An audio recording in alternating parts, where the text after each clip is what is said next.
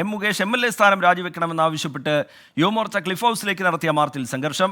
Barricade മറിച്ചിടാൻ ശ്രമിച്ച പ്രവർത്തകർക്ക് നേരെ പോലീസ് ജലപീരങ്കി പ്രയോഗിച്ചു. ഒരു പ്രവർത്തകന് പരിക്കേറ്റു. സലീം മാലിക് ചേരുന്നുണ്ട് വിവരങ്ങളുമായി തിരുവനന്തപുരത്ത് നിന്ന്. സലീം, മുകേഷിനെതിരെ പ്രതിഷേധം ശക്തമാകുന്ന പശ്ചാത്തലമുണ്ട്.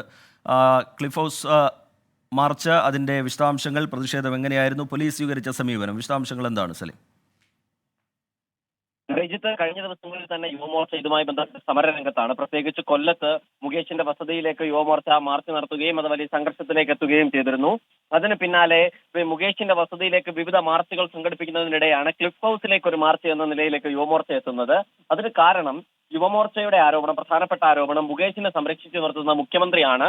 അതുകൊണ്ട് തന്നെയാണ് ക്ലിഫ് ഹൗസ് എന്ന മാർച്ച് എന്ന നിലയിലേക്ക് തെരഞ്ഞെടുത്തത് എന്നാണ് പറയുന്നത്. മുകേഷ് രാജിവെക്കും വരെ സമരം തുടരും എന്നാണ് യുവമോർച്ചയും BJP സംഘടനകളുമൊക്കെ പറയുകയും ചെയ്യുന്നത്. ഇന്നുണ്ടായ മാർച്ച് ഏകദേശം അരമണിക്കൂറോളം സമയം ക്ലിഫ് ഹൗസ് പരിസരത്ത് പോലീസും ഈ യുവമോർച്ച പ്രവർത്തകരും തമ്മിൽ ഏറ്റുമുട്ടുന്ന ഒരു സാഹചര്യം ഉണ്ടായി. വലിയ നിലയിലുള്ള സംഘർഷം ഉണ്ടായി, വാക്കേറ്റമുണ്ടായി. അതിനുശേഷം പിന്നീട് ഈ പലതവണ ബാരിക്കേഡ് മറിച്ചിടാൻ ശ്രമിച്ചെങ്കിലും പോലീസ് പ്രവർത്തകർക്ക് നേരെ ജലപീരങ്കി പ്രയോഗിച്ചു. അതിൽ ഒരു പ്രവർത്തകന് പരുക്കേൽക്കുകയും ചെയ്യുന്ന സാഹചര്യം ഉണ്ടായി. അതിനിടയിൽ ഈ പ്രതിഷേധം ഉദ്ഘാടനം ചെയ്തുകൊണ്ട് യുവമോർച്ച സംസ്ഥാന അധ്യക്ഷൻ പ്രഫുൽ കൃഷ്ണൻ മുകേഷിനെതിരെ ആക്ഷേപകരമായ പരാമർശം നടത്തുകയും ചെയ്തു. തെരുവിലിറങ്ങി നടന്നാൽ മുകേഷിന്റെ കരണമടിച്ചു പൊട്ടിക്കും എന്നായിരുന്നു യുവമോർച്ച സംസ്ഥാന അധ്യക്ഷൻ പ്രഫുൽ കൃഷ്ണ പറഞ്ഞത്.